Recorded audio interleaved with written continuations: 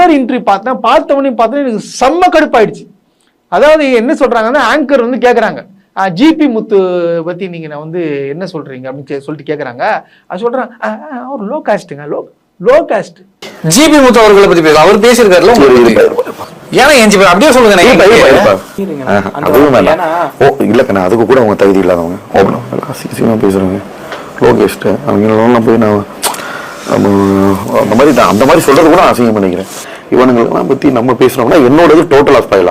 Low cost சொல்றதுக்கு நீ யாரா? நீ முதல்ல என்ன லோ காஸ்ட்?